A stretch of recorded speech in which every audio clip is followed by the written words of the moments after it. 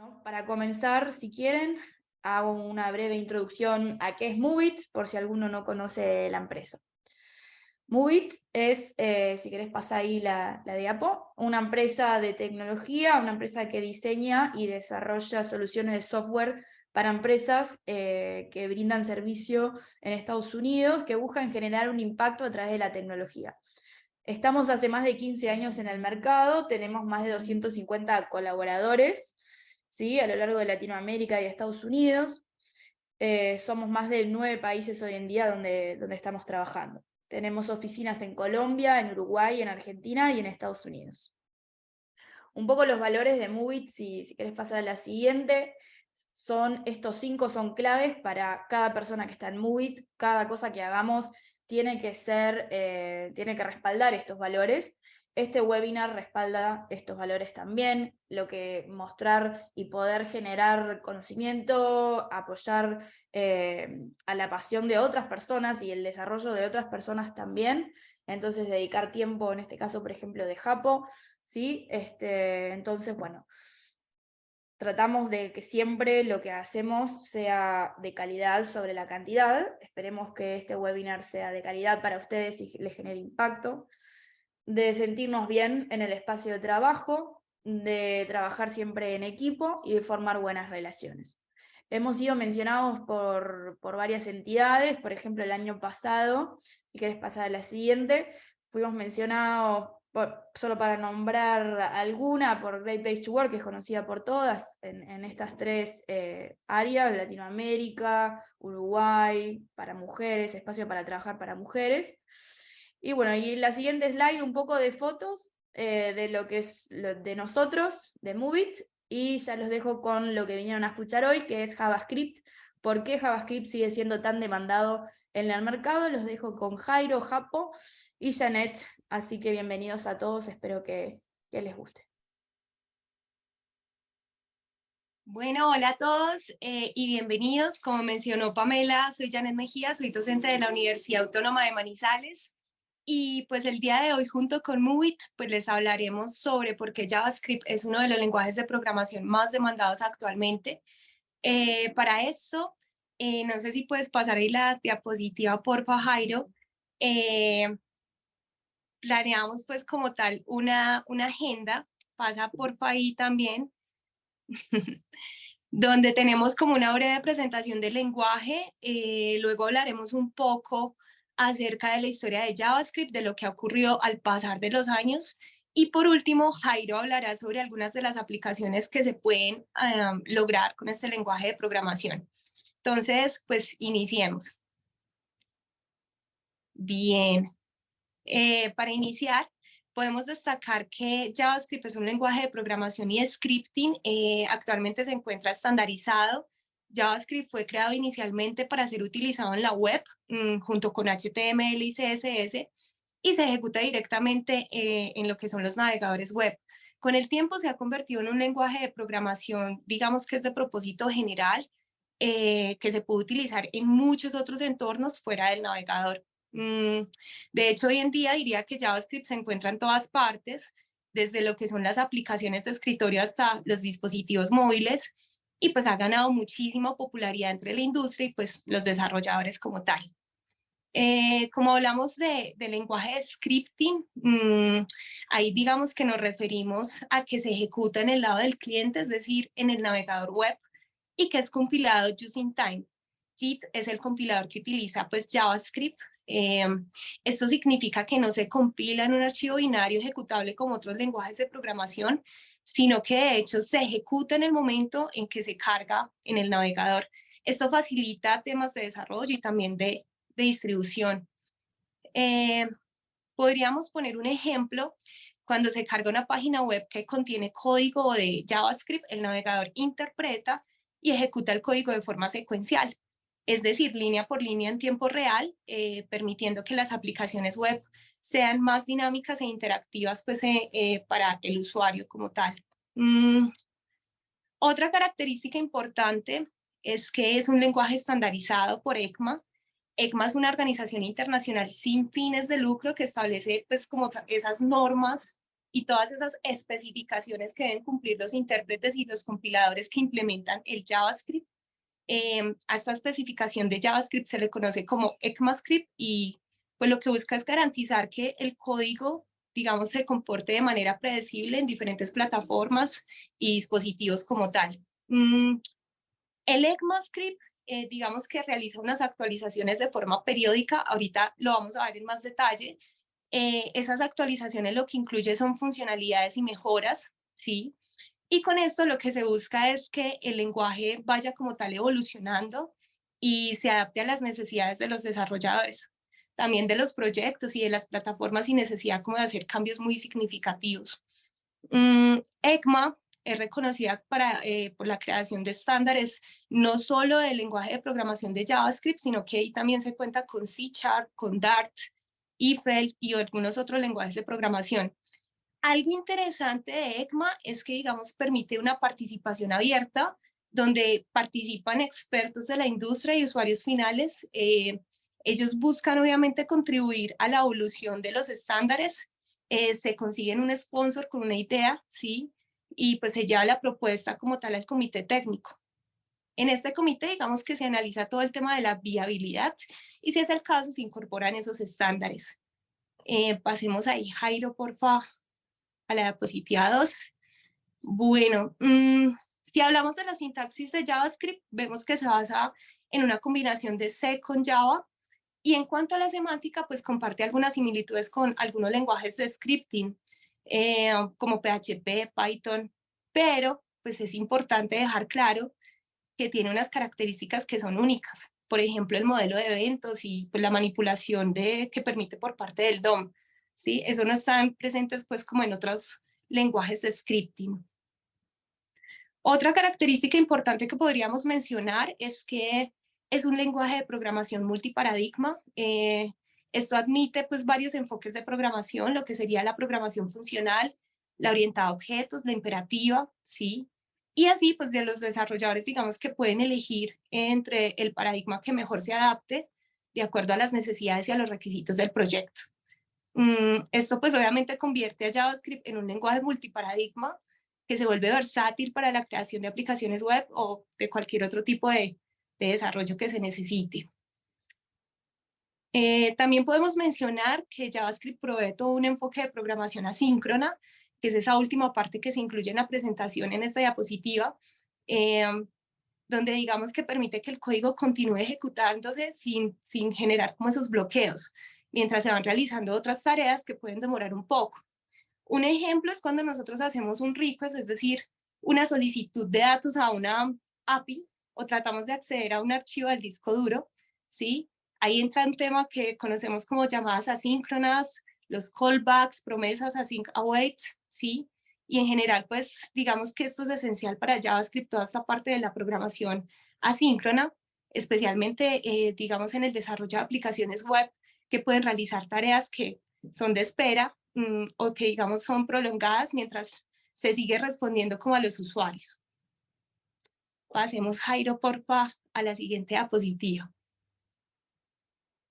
Bueno, acá vemos como algunos aspectos importantes de la sintaxis de JavaScript, algunos ejemplos de código.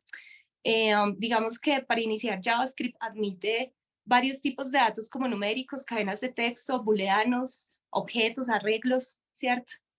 En cuanto al tema de operadores, incluye lo que son los aritméticos, los de asignación, los de comparación, los lógicos, ¿sí?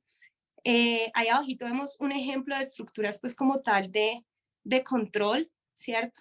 Donde vemos que se incluye instrucciones como el for, el while, el do while, el if else, el switch y el case. Como pueden ver en uno de estos ejemplos que se incluye también las funciones, una función se define utilizando lo que es la palabra clave function, seguida de lo que es el nombre de la función, y pues si lo requiere o no los parámetros, ¿sí? Las funciones pueden devolver valores y pues ser asignadas como tal a variables. En cuanto al tema de los objetos en JavaScript, pues como tal,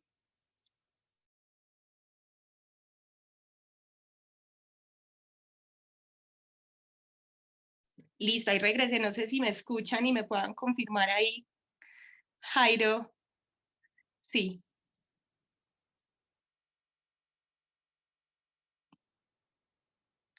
Creo que sí todavía se escucha. Bueno, digamos que en cuanto al tema de los... Gracias, Lina. En cuanto al tema de los objetos, se definen utilizando llaves y digamos la estructura que sería clave-valor. Los métodos y propiedades de un objeto, digamos que los podemos acceder utilizando lo que es la notación del punto. Y algo importante que también podemos anexar ahí es el manejo de eventos, ¿cierto? Que se generan a partir de una acción, por ejemplo, no sé, hacer clic en un botón o cargar una página. Estos pues como algunos ejemplitos de código sencillos. Ahorita Jairo va a entrar más en detalle en código, entonces digamos que ahí vamos a conocer un poquito más como de esos avances en cuanto a la sintaxis que se ha tenido en el lenguaje. Pasemos, Jairo, porfa, a la siguiente diapositiva. Vamos a ir a la parte de la historia de JavaScript. Así que iniciemos. Digamos que para hablar de la historia de JavaScript tendríamos que volvernos a los años 90, cuando la web digamos que estaba como en sus primeras etapas del desarrollo y pues la mayoría de los sitios web digamos que eran muy estáticos y no se permitía mucho lo que era la interactividad por parte del usuario. En esta época viene uno de los principales pioneros de JavaScript, que es Brenda Age, un programador de Netscape Communications, que es una empresa estadounidense. Fue muy conocida porque desarrolló el primer navegador web, digamos que comercialmente exitoso. Ese navegador salió en el año 1994 y estuvo en funcionamiento como hasta aproximadamente el año 2008. Age jugó un papel clave porque Netscape lo que hizo fue asignarle que escribiera el lenguaje de programación, ¿sí? Para el desarrollo de Netscape. Él lo hizo en tan solo 10 días, creo como el primer borrador de JavaScript. JavaScript pasó por varios nombres, primero se conoció como Mocha, luego LiveScript y finalmente llegó a lo que hoy se conoce como JavaScript. Age también es cofundador de Mozilla Corporation, que allí sale pues, el navegador conocido como Firefox. Para esta época Java también era muy popular. De hecho, Java digamos que se vendía como una alternativa de Flash.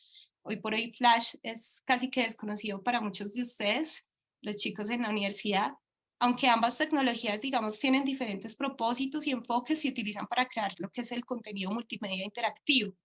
Java tiene un enfoque, digamos, en desarrollo de aplicaciones de software, mientras que Flash en la creación de contenido web. Digamos que aunque el uso de Flash actualmente sea muy bajo y muchas empresas han optado como por reemplazarlo por HTML y JavaScript, pues estas reemplazan y se utilizan mucho para crear lo que es el contenido multimedia de la web. JavaScript oficialmente podríamos decir que fue lanzado en el año 1995. En ese año también salió lo que es la versión del Netscape 2, que es ese primer navegador.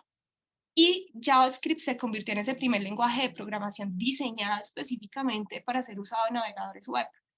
Ya luego pasamos a 1996. Microsoft lanzó como tal su primer lenguaje de programación para navegadores que era conocido como JavaScript. En este se trabajaba el Internet Explorer 3 y pues JavaScript era compatible con JavaScript. Digamos que esto se convirtió como la competencia principal en ese momento de Netscape. Para el año 1997, los dos lenguajes, JavaScript y JavaScript, podríamos decir que se unieron y generaron lo que hoy es en día conocido como ECMAScript 1, basado en el ECMA 262, que es una especificación técnica del JavaScript. Es desde este año 97 que se ha ido como actualizando varias versiones del ECMAScript, donde se van incluyendo nuevas funcionalidades. En 1998 ya podemos ver que se generan tres acontecimientos importantes. El primero es bien interesante porque es una disputa que surgió entre Microsoft y Apple por un tema de nombres de dominio en Internet. Resulta que Microsoft registró el dominio de www.apple.com. Obviamente Apple salió y refutó porque pues, argumentaba que ese dominio pertenecía a ellos y que pues, era una marca registrada y que su nombre era comercial, ¿cierto? Pero Microsoft, digamos que sostuvo en medio de esa pelea que había registrado el nombre de dominio de buena fe y pues que no tenía ninguna intención como de aprovecharse de la marca comercial de Apple. En general, ese conflicto por nombres de dominio generó como un antecedente para generar esos precedentes legales y regulatorios y evitar como este tipo de conflictos de nombres de dominio. Luego podemos, como tal, en este mismo año ver que Netscape tenía una competencia muy fuerte y directa con lo que era Internet Explorer y Firefox. Netscape, para mantenerse como en el mercado, lo que hizo fue lanzar la versión 5, pero tuvieron muchísimos problemas, tanto técnicos como financieros, y lo que hizo fue que Netscape empezara a caer en el mercado. Digamos que en ese momento América Online compra lo que es Netscape, y pues que fue hasta el año 2003 que decidieron como descontinuar toda esa parte del desarrollo de Netscape y migrar todos los usuarios a otras plataformas. Netscape, cuando eso se distribuía bajo una licencia propietaria, eso lo que quiere decir es que se podía descargar y utilizar sin pagar, pero no se podía ver y mucho menos, digamos, cómo modificar el código fuente del navegador. En medio de toda esa competencia con otros navegadores, lo que hicieron fue como liberar el código fuente de Netscape bajo una licencia de software, software libre, que era conocido como licencia pública de Mozilla, y esta ya sí permitía ver y modificar el código fuente del navegador y hacer como una distribución de estas versiones.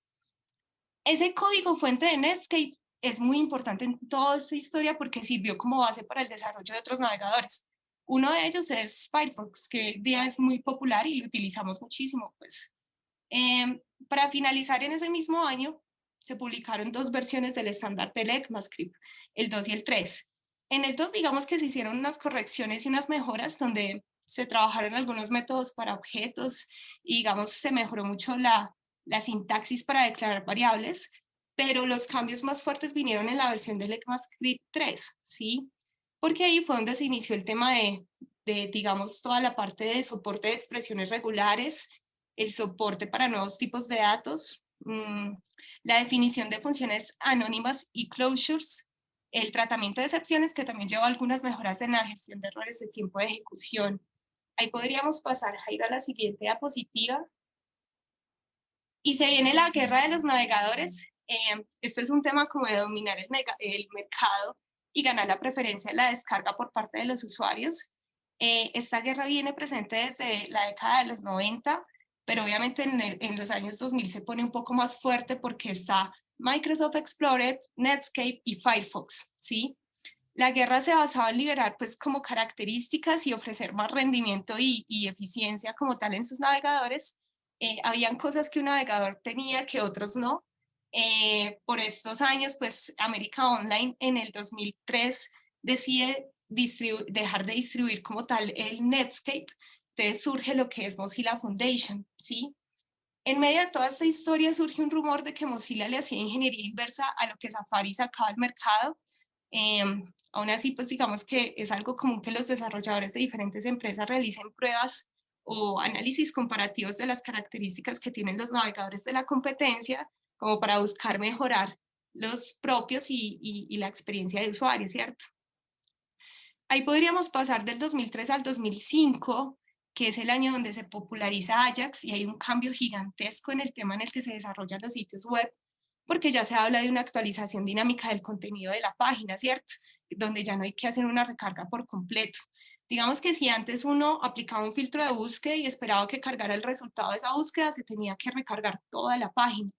Ya con Ajax, que es la mezcla de ese JavaScript asíncrono con XML, pues digamos que se permite que los datos se carguen y actualicen en segundo plano sin tener que hacer una recarga de toda la página como tal.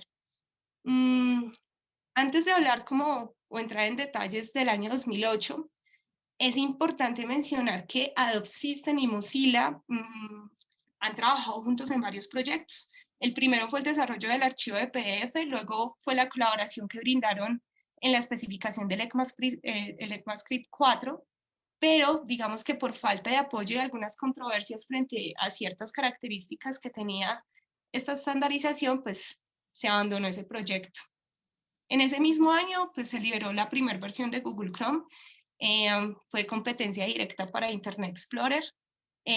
Actualmente la competencia sigue vigente, tenemos a Google Chrome con Mozilla, con Safari y otros navegadores que han ido surgiendo. Cada uno pues tiene sus propias características y ventajas. Listo, pasemos a la siguiente diapositiva, Jairo, porfa. Bueno, para el año 2009 pues llega Node.js, ahí es donde ya JavaScript pasa a usarse ya también del lado del servidor. Node.js utiliza lo que es el motor V8, que es de código abierto y se utiliza en el navegador de Google Chrome para ejecutar el código de JavaScript. Este permite que los navegadores, pues digamos, se utilice el JavaScript del lado del cliente y también del lado del servidor. Y pues obviamente JavaScript se vuelve una excelente opción para hacer, digamos, como desarrollo de aplicaciones escalables y que, aparte de que sean escalables, pues se requiera un alto rendimiento como tal. Acá el principal patrocinador de Node.js fue Club Computer Giant. Ahí viene ya después en el año 2010 que se crea el gestor de dependencias de Node.js, que es el Node Package Manager, se conoce como NPM. Antes esto, pues digamos, los desarrolladores lo que tenían que hacer era buscar y descargar manualmente lo que eran las bibliotecas de tercero, integrarlas en su código. Obviamente eso hacía que su código se volviera muy propenso a errores, sobre todo en proyectos grandes con muchísimas dependencias. Entonces, digamos que con el surgimiento de este NPM se logró simplificar lo que era ese proceso, permitiendo que simplemente los desarrolladores busquen, instalen y administren las dependencias de su proyecto. Luego de 4 años surge lo que es este proyecto de EOJS, que normalmente se conoce como el merge que se hizo, ¿sí?, con Node.js. Este proyecto de software libre fue creado por un grupo de desarrolladores que era liderado por Rogers. Digamos que surgió como una bifurcación de Node.js porque se tenía algunos problemas de gobernanza y digamos como problemillas también en la comunidad dentro del proyecto de Node.js con Giant. Entonces, EOJS fue como una alternativa independiente que permitía que los desarrolladores trabajaran con las últimas características que se tenía de JavaScript. Para el 2015 se crea la fundación de Node.js como resultado de esas negociaciones entre lo que era la comunidad de EOJS y también la de Node.js, lo que convierte, digamos, esto en todo el Node.js como una plataforma más funcional. Rogers continuó involucrado, pues, digamos, en la comunidad de Node.js después de la fusión que se hizo y pues sigue siendo una figura importantísima en lo que es el código abierto y de JavaScript, ¿sí? Node.js actualmente cuenta con una comunidad de desarrolladores que desde el 2015 han creado paquetes y módulos para terceros y pues que los desarrolladores, digamos, al utilizarlo se permite hacer muchas tareas comunes y reducir la creación de muchas líneas de código propias, ¿cierto? Pasemos, Jairo, por la siguiente diapositiva. Ahí, digamos, para iniciar la parte del cierre de esta historia, llega la parte de Harmony. Harmony es como el nombre clave del estándar del ECMAScript 6 que se lanzó en el año 2015. Ahí se recuperaron algunas de las características que se dejaron atrás con el ECMAScript 4, donde estaba Adobe y digamos, Mozilla, que fue la versión, digamos, que se dejó en ese momento atrás, pero pues que ahí se tienen algunas características y muchas mejoras en el lenguaje. En esta versión de Harmony se tiene mejoras en cuanto al tema de las clases, los módulos, las funciones de flecha y digamos varios cambios en la sintaxis que digamos se han adoptado por los navegadores y los motores que utilizan JavaScript. Luego viene la versión de ECMAScript 7 y 8 que ofrecen muchas nuevas características que hace que JavaScript se convierta en un lenguaje cada vez más eficiente y más fácil de utilizar. Es importante tener como en cuenta que todas esas funcionalidades no son soportadas en todos los navegadores web y plataformas, por lo que es importante verificar si ese navegador o esa plataforma en la que se está trabajando es compatible con la versión del ECMAScript que se vaya a utilizar. Pasemos, Jairo, porfa, la última diapositiva, porfa. Listo. Digamos que en esta gráfica nosotros vamos a ver el estado actual del uso de JavaScript en la industria del software. Actualmente está muy fuerte. Muchas empresas están utilizando JavaScript como su principal lenguaje de programación para el desarrollo de lo que son las aplicaciones web y móviles. Esto se debe en parte como a la amplia variedad de frameworks que podemos ver en la lista se tienen, ¿cierto? Facilitando como la creación de aplicaciones que pueden ser en algún momento muy complejas y que ahí podemos ver está el jQuery, AngularJS, React, Vue, ¿sí? Y también, pues digamos que podemos observar que JavaScript ocupa esos 5 primeros puestos del podium en las tecnologías más utilizadas en la industria y pues a partir del 6º lugar se encuentran tecnologías que se basan en otros lenguajes de programación. Ahí está AppsNet, está Flask, y otros frameworks que utilizan lenguajes como Python, PHP, Java. Entonces, con esto hago el cierre de la historia de esa primera parte de contextualización y te doy paso, Jairo, para que nos cuentes acerca de algunas de las aplicaciones que tiene el lenguaje de JavaScript desde parte de la industria. Bueno, sigo yo. Buenas tardes a todos. Entonces vamos a empezar a ver un poquito de cómo se puede aplicar todo esto de JavaScript y bueno, ya teniendo conocimiento de toda la historia, vamos a ver en qué nos sirve y por qué se sigue utilizando todavía. Entonces, para empezar, tenemos que aclarar algunos conceptos previos para que pues, nos sea más fácil entender el por qué sigue siendo una muy buena alternativa. Gracias a JavaScript pudo nacer algo que se llama Single Page Application, que básicamente es una aplicación que corre sobre la web, lo cual soluciona muchos problemas que venían, digamos, de la web tradicional, permitiendo que con una sola carga de una página se pudieran después cargar más datos y mejorar muchísimo más la interactividad y la experiencia que pudiera tener el usuario al no tener que estar recargando la página, sino que esta single page application se gestiona sola y puede estar actualizando sus datos. Voy a ir a lo que se utilizaba antes, que era MPA, que es aplicación de múltiples páginas. Estas, digamos, es lo que se utilizaba previamente y aunque la primera carga del sitio podía ser más rápido que una single page application, cada que queríamos cambiar de ruta o cada que queríamos pedir información nueva, le tocaba al servidor llegar y gestionar todas esas solicitudes y volver a enviar una página con la información nueva.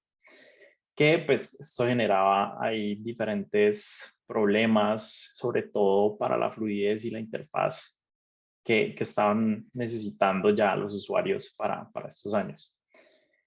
Entonces, ya teniendo estos conceptos, vamos a ver a uno de los frameworks que más se utiliza hoy en día para poder aplicar, digamos, esto y hacer single web applications. Entonces, bueno, vamos a ver un poquito de lo que es React. Entonces, React es un framework que está orientado hacia la programación funcional y declarativa. React nació desde Meta, bueno, desde Facebook, que ahora es Meta, para solucionar diferentes problemas que ellos estaban teniendo precisamente con toda esta carga de información y recarga de información, pues que generaba que su página no tuviera, digamos, la mejor fluidez ni la mejor optimización. Entonces, desde Facebook nace esta iniciativa y nace React.js. Bueno, vamos a ver ya las mejoras o los beneficios puntuales que nos trae este lenguaje. Ya la estructura más orientada, digamos, hacia el código, permite utilizar componentes reutilizables, lo cual acorta mucho la implementación. Digamos, si tenemos que pues, utilizar algún bloque de código o específicamente algún tipo de componente visual que estamos mostrando en la página, bueno, nos permite reutilizarlo y cada, digamos, reutilización puede ser distinta a las que ya están previamente cargados. React.js también introduce una mejora, digamos, en la recarga de elementos que se están mostrando en la página, ayudando a optimizar muchísimo lo que es, bueno, la carga para tanto como para el computador, como para el mismo navegador y, digamos, la comunicación que hay entre medio. Una de las características gigantes que van a ver, digamos, a través de todo lo que les voy a mostrar es que desde el lado de React y con los frameworks hay una comunidad gigantesca. Entonces, la mayoría de librerías o paquetes o recursos ya alguien los ha adelantado, si no ya están inventados, y también lo hace muy, muy fácil de aprender o encontrar ayuda o soporte. Bueno, y como última, tiene el manejo de estados, que eso permite poder mantener, digamos, información mientras está cambiando algo de la interfaz, lo cual ayuda, digamos, a no tener que estar volviendo a dibujar todos los componentes dentro de una página cuando se está actualizando únicamente uno. A continuación les voy a mostrar un bloquecito de código y cómo está implementado y la estructura de, digamos, de carpetas con la que se puede trabajar. Entonces, bueno, si vemos, esto es un proyecto pequeñito de React que sirve para encontrar emojis según lo que se escriba en el campo de entrada de texto. Bueno, aquí, digamos, dentro de este sistema de archivos, podemos ver los diferentes archivos y, digamos, dentro del recuadro en el que estén, uno va conteniendo a otro, se van como anidando. Entonces podemos ver que app.js es la principal, digamos, el principal archivo, el punto de entrada por el cual React va a cargar o a hacer el resto de funciones que necesitemos que haga. Luego tenemos un componente aislado que es el header, solo tiene este título, se carga dentro del app y bueno, él puede vivir ahí, digamos, aislado del resto de elementos que hay. Luego tenemos el search input. Digamos, siendo el solo, puede manejar la lógica para recibir los datos que se le están escribiendo y pasárselos a Emoji Results, quien es el que va a mostrar y presentar los resultados de la búsqueda. Y finalmente tenemos el Emoji Results Row, que es cada una de estas filas que, como mencioné anteriormente, se pueden reutilizar. Entonces él está reutilizando este mismo, digámosle, archivo para pintar cada una de las líneas. Esto visto desde código puntualmente, la parte que carga, digamos, los emojis que coincidan con la búsqueda. Aquí podemos ver cómo se juntan diferentes tipos de lenguajes. Por ejemplo, aquí tenemos directamente HTML que está creando un componente div. Luego tenemos digamos, una función que recibe los datos que se cargan, que coincidan con los criterios de búsqueda. Luego, este emoji results row es propiamente ya React, el cual es un componente que se creó y se le pueden pasar por parámetros los diferentes tipos de datos que necesitemos. Ahora vamos a ver esto en funcionamiento y también les voy a mostrar cómo se optimiza la carga de los componentes. Pero este no es el video. Entonces, denme un segundo. Encuentro el que va ahí.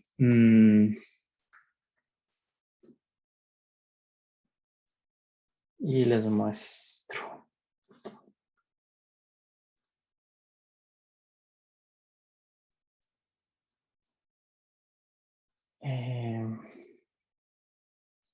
Que sí, aparentemente ese se corrió.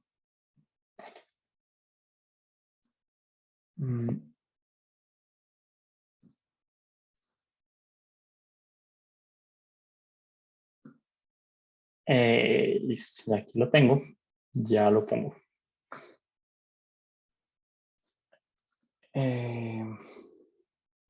Bueno, aquí digamos es la aplicación ya funcionando y podemos ver cada que se pinta como verde es que hay una actualización de ese componente. Entonces, como podemos ver al hacer diferentes cambios, él no necesariamente reemplaza los que ya tienen coincidencia.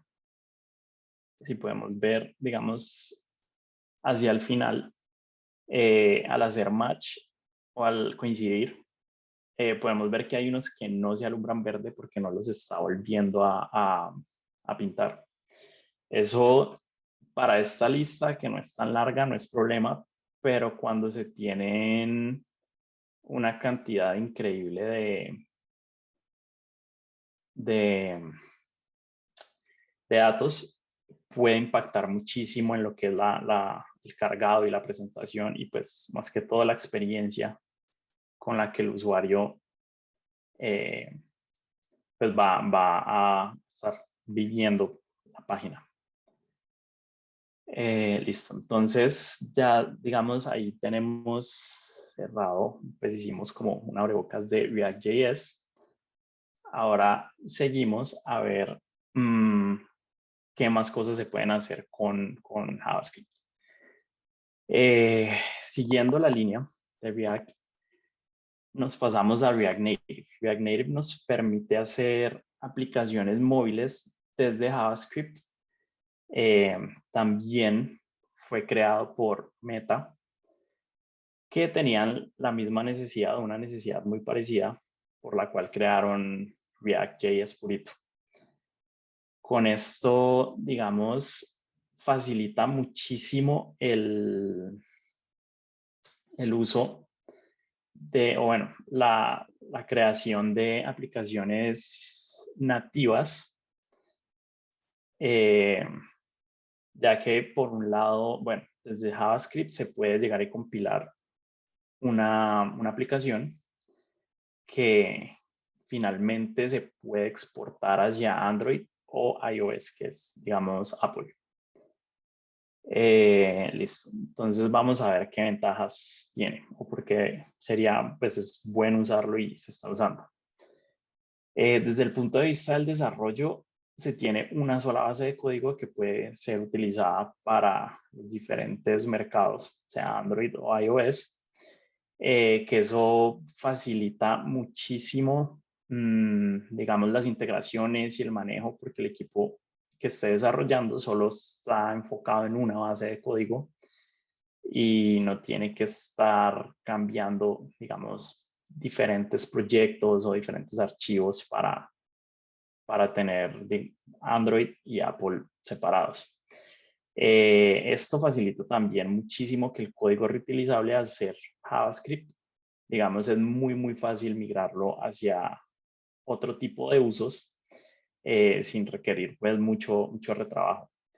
Y una cosa de las que introdujeron en sus comienzos fue el hot reload, que nos permite ver casi que en tiempo real, podemos ver lo que estamos programando de una vez corriendo dentro de un emulador o qué está pasando con el app a medida que vamos cambiando, digamos, el código. Y la que nunca falta es la gran comunidad que tiene. Hay librerías de todo tipo para hacer cuanta cosa se nos ocurra. Y también por el lado de dudas o preguntas que uno pueda llegar a tener, es muy fácil conseguir respuestas, digamos, desde React.js. Entonces, bueno, teniendo esto en cuenta, les voy a mostrar un pequeño ejemplo de lo fácil que es entrar como a esta parte de React Native y cómo se puede visualizar en diferentes entornos, sea iOS o Android, y cómo él utiliza los componentes nativos precisamente del sistema en el que esté corriendo para hacer, digamos, el dibujado de la interfaz. Entonces, bueno, aquí se carga el logo de Movit, se introduce y ahí desde la web podemos ver cómo los cambios van afectando lo que finalmente termina siendo mostrado. Al cambiar a iOS, él llega y hace el build, lo monta, queda con el hot reload que mencioné anteriormente y podemos ver, digamos, de sistema a sistema cómo cambia un poco la interfaz, dado que usa los componentes nativos de cada sistema. Aquí, bueno, también voy a hacer algunos cambios y se puede ver cómo él los va introduciendo inmediatamente a lo que se van haciendo.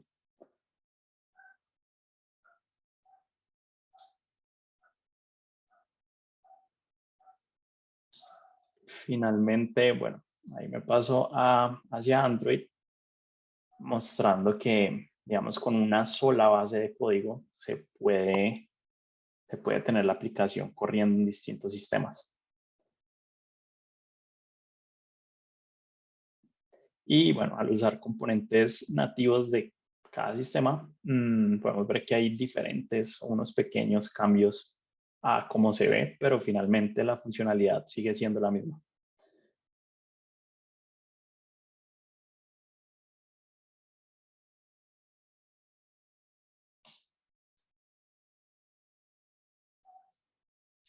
Ahí, bueno, algunos cambios de estilo. Y podemos ver cómo inmediatamente se ve reflejado el cambio.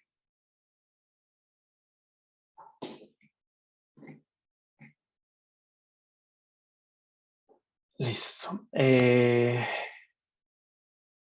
Cerrando esta parte, vamos hacia Node.js, que es otro de los grandes e importantes que está teniendo mucha atención desde JavaScript.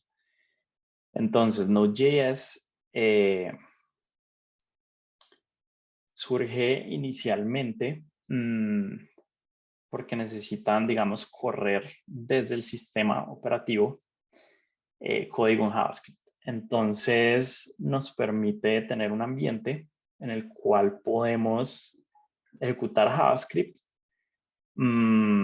desde el sistema, que lo encontraron muy útil, sobre todo para hacer aplicaciones de red, gracias a, digamos, la última sincronía que se introdujo con los cambios que hubo.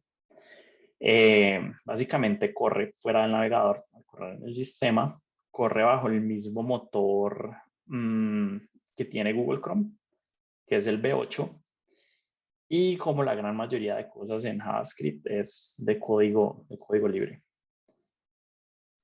Listo, entonces, ahora podemos ver, digamos, los beneficios que trae correr Node versus, digamos, algo que esté limitado al navegador. Entonces ya al Node estar corriendo sobre el sistema, podemos llegar y entrar o acceder a archivos o ficheros del sistema, nos permite crear o eliminar archivos, leerlos, modificarlos y bueno, lo que necesitemos hacer, digamos, con ese acceso. También al tener la asincronía nos permite tener hacer varias peticiones que pues es muy bueno cuando se está leyendo, digamos, hacia una base de datos.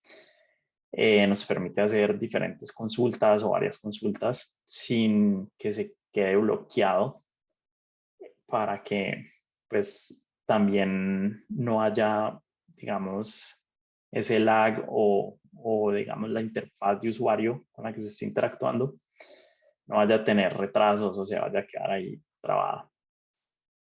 Que nos permite, bueno, eso es gracias al manejo de la entrada y salida de información asíncrona. Así como fue, digamos, muy importante esa parte de conexiones de red, pues nos permite levantar servicios web mientras estamos leyendo archivos y haciendo consultas a una base de datos. Esto lo hace muy fácil de escalar porque al ser multiplataforma, prácticamente se puede correr en la gran mayoría de sistemas, siendo Linux, Windows o Mac, sin tener que hacer mayores cambios o mayores complicaciones. Y el que nunca falta, tiene una comunidad gigantesca, hay librerías de todo tipo, muchos servicios de terceros ya tienen librerías para Node que lo hacen muy fácil de integrar. Entonces, bueno, ahí tienen muchísimos beneficios.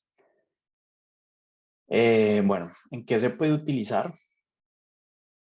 A nivel general, claramente hay muchas más aplicaciones, pero digamos, se puede utilizar para aplicaciones de recolección de datos, se puede utilizar para hacer chats en tiempo real, para hacer streaming, que también hace uso ahí de comunicaciones grandes, o aplicaciones de alto tráfico, que ya con los sistemas que hay ahora en Internet, digamos que se puede escalar muy fácil sin que se rompa como el flujo o la experiencia que está teniendo el usuario. Ahora desde Node voy a mostrarles lo fácil que es montar un servidorcito local sin necesidad de mayor código. Entonces, bueno, con estas 15, 20 líneas de código se puede levantar un servidor web. Una vez está corriendo, solo se llama el HTTP, se setea, digamos, el IP y el puerto, se crea el servidor y ya, y se pone a correr. Con esto ya queda funcionando. Entonces, pues aquí hay un ejemplo ya de esto corriendo.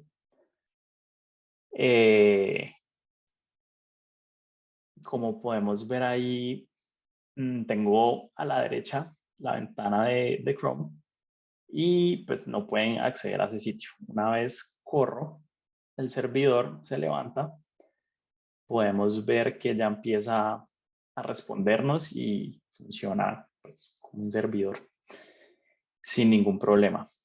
Que digamos partiendo de este principio es muy fácil hacer muchas cosas que con otras tecnologías pudiera llegar a ser algo más tedioso.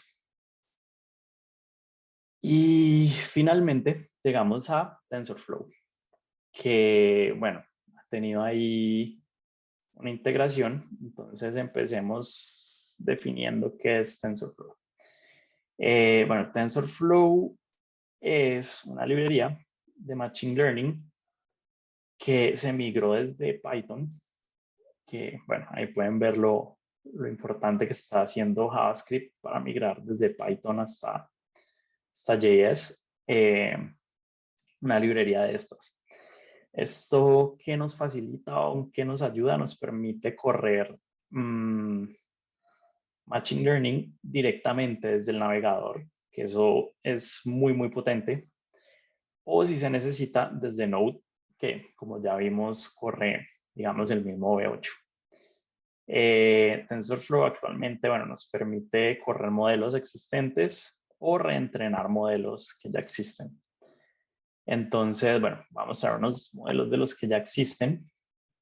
Actualmente, si entran, digamos, al site de TensorFlow, pueden encontrar, bueno, muchísimo más. Es relativamente fácil de empezar a utilizar. En este momento, bueno, de los que ya vienen como salidos de la caja, está para clasificar imágenes, para detectar objetos, tienen una parte más o menos grande con detección facial y puntos faciales más densos. También detección corporal que te permite sacar poses, leer manos y ya está, digamos, toda la parte de lenguaje natural que permite, digamos, interpretar texto o reconocer voces o bueno, qué se está diciendo en un audio. Y bueno, aquí preparé un pequeño ejemplo de lo que se puede llegar a hacer con TensorFlow. Esto pues es muy general. Si ya entran más en profundidad, podrán encontrar que hay de todo para hacer.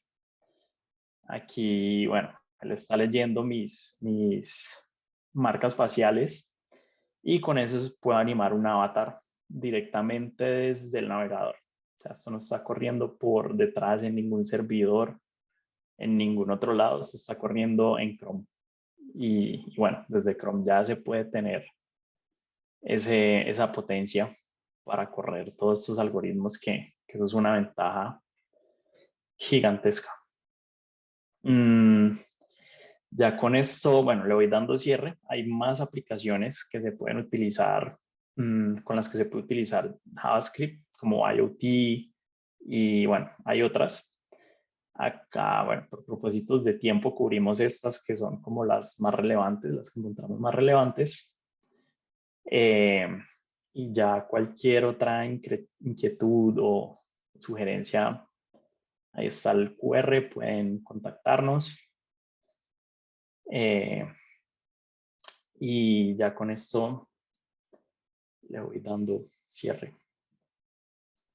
Bueno, muchas gracias. Por ahí está abierto el chat por si alguno tiene una duda, una pregunta que le quieran hacer a Japo y a Janet. Bienvenida. Esperamos ahí a ver si alguien tiene algún comentario o duda por el chat. Desde ya muchas gracias. En la diapo anterior, Japo, está el QR para si nos quieren seguir en nuestras redes, si se quieren enterar sobre el bootcamp de este año, lo que sea, lo publicamos todo por ahí. Así que si tienen interés, bueno, es escanear ese QR, o pongo por acá, a ver si funciona.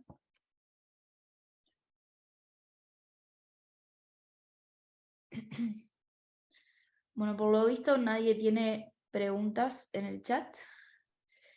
Cualquier cosa, igual siempre estamos a la orden por LinkedIn, por la web.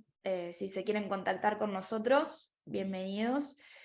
Y bueno, muchísimas gracias. Espero que les haya gustado el webinar y que se hayan llevado nuevos conocimientos de esto. Muchas gracias. Gracias, Jairo. Gracias, Janet, por su tiempo. Genial. Vale, gracias a ustedes por la invitación. Chao, muchísimas gracias a todos. Chao, muchas gracias. Nos vemos.